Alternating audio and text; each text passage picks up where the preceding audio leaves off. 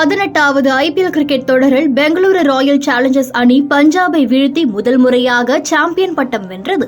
இதன் மூலம் 17 ஆண்டுகால கனவு நனவுக்கு வந்தது. இதையடுத்து அவ்வணி வீரர்களுக்கு கடந்த ஜூன் 4 மாலை 6 மணிக்கு சின்னசாமி மைதானத்தில் பாராட்டு விழாவுக்கு ஏற்பாடு செய்யப்பட்டது. அப்போது சின்னசாமி மைதானத்தில் அதிக அளவில் ரசிகர்கள் கூடியதால் கூட்ட நெரிசல் ஏற்பட்டு அதில் 11 பேர் உயிரிழந்தனர். இந்த சம்பவம் பெரும் சோகத்தை ஏற்படுத்திய நிலையில் இதுகுறித்து ஓய்வு நீதிபதி ஜான் மைக்கேல் குன்ஹா தலைமையில் நீதி விசாரணைக்கு கடந்த மாதம் 7ஆம் தேதி அரசு உத்தரவிட்டிருந்தது. இதைத் தொடர்ந்து அவரது தலைமையிலான குழுவினர் சமீபத்தில் அந்த விசாரணை அறிக்கையை முதல்வர் சித்தராமையாவிடம் அளித்தனர். மறுபுறம் கர்நாடக உயர் நீதிமன்றமும் தானாக முன்வந்து இதுகுறித்து வழக்கு பதிவு செய்து விசாரணையை துவக்கியது. இந்த நிலையில் கூட்ட நெரிசலில் சிக்கி உயிரிழந்தது தொடர்பான குறித்த நிலை அறிக்கையை வெளியிடுமாறு கர்நாடக உயர்நீதிமன்றம் மாநில அரசுக்கு உத்தரவிட்டிருந்தது. மேலும் இந்த அறிக்கையை ரகசியமாக வைத்திருக்க வேண்டும் என்ற அரசின் கோரிக்கையை நீதிமன்றம் நிராகரித்தது. இதைத் தொடர்ந்து நிலை அறிக்கை வெளியிடப்பட்டுள்ளது. அதில் போலீசாரை கலந்தாலோசிக்காமல் பொதுமக்களை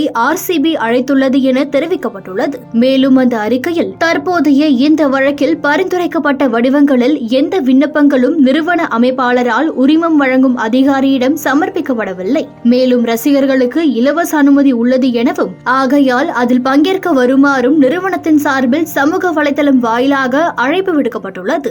இந்த பதிவுகளே லட்சக்கணக்கான ரசிகர்களை அங்கு இழுத்து வந்தது. சாலைகளில் இந்த எதிர்பாராத மக்கள் கூட்டமானது மைதானம் மற்றும் சுற்றியுள்ள பகுதிகளில் தேவைப்படும் நபர்களை தவிர பாதைகளில் அதிக எண்ணிக்கையிலான காவல்துறையினரை அவசரமாக நிறுத்த வேண்டிய கட்டாயத்தை ஏற்படுத்தியது.